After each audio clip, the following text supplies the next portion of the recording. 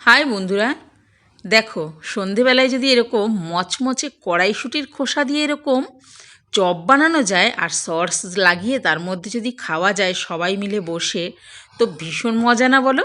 তো চলো আজকে বেশি কথা না বলে কিভাবে আমি তৈরি করলাম সেটা তোমাদেরকে জানিয়ে দিই, আর যাতে তোমরাও বানিয়ে খেতে পারো। চলো দেখো, আমি এখানে কড়াইশুঁটির খোসা নিয়ে নিয়েছি।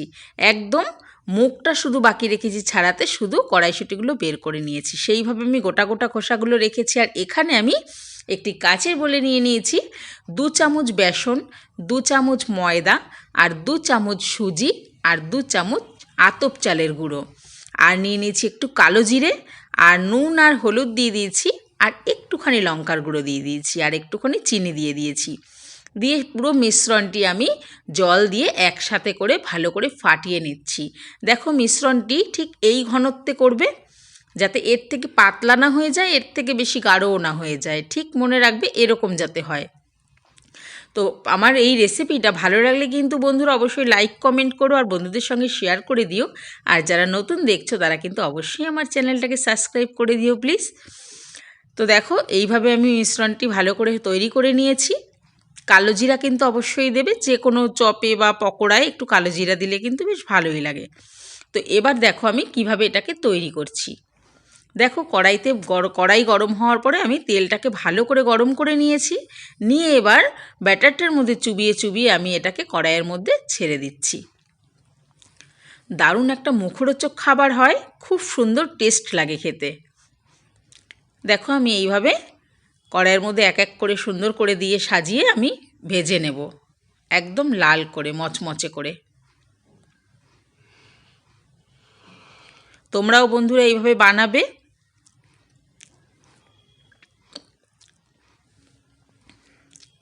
এটা একটা ভীষণ মুখরোচক রেসিপি। একবার যদি তোমরা না খাও করে, কিন্তু স্বাদটা ঠিক বুঝতে পারছো না, আর বুঝতেও পারবে না। যদি একবার করে খাও, তারপর থেকে কড়াইশুঁটির খোসা আর কখনোই ফেলে দেবে না। দেখো কত সুন্দর ফুলে একদম টপা টপা হয়ে গেছে। দেখছো কত সুন্দর, দেখো ফুলে গেছে একদম। এবার আমি এটাকে উল্টে নেব।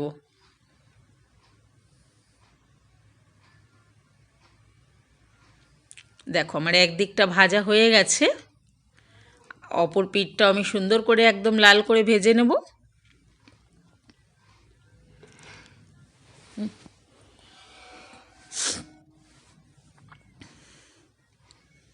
দেখো এইভাবে আমি সবগুলো কড়াইশুঁটি ভেজে নেব।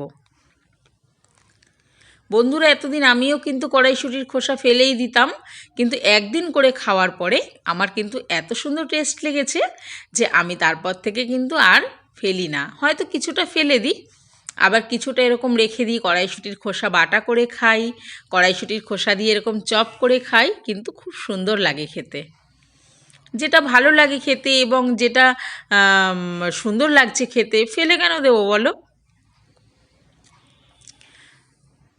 দেখো আমার কিন্তু ভাজাটা কমপ্লিট হয়ে গেছে। তোমরাও কিন্তু এইভাবে বাড়িতে করবে, অবশ্যই খেয়ে সস দিয়ে খাবে, আর খেয়ে কিন্তু অবশ্যই আমাকে জানাবে যে তোমাদের কেমন লাগলো। দেখেছো কত সুন্দর একদম লাল হয়ে ফুলে পুরো একদম গোল গোল হয়ে গেছে। এবার আমি তুলে নিচ্ছি।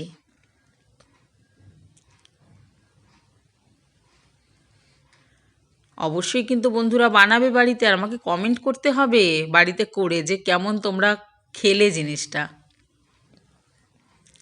তুলে নিলাম, এবার আমি আবার দিয়ে দেব। সবগুলো আমি এইভাবে ভেজে নেব। তারপর গরম গরম সস লাগিয়ে খেতে যা দারুণ লাগে, খুব সুন্দর লাগে খেতে, মানে একটা অসাধারণ টেস্ট।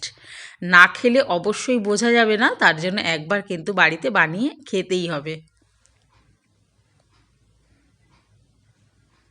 দেখো দিয়ে দিলাম। এইভাবে আমি সবগুলো কড়াইশুঁটির খোসা দিয়ে আমি একদম মচমচে পকোড়া বানিয়ে নিলাম।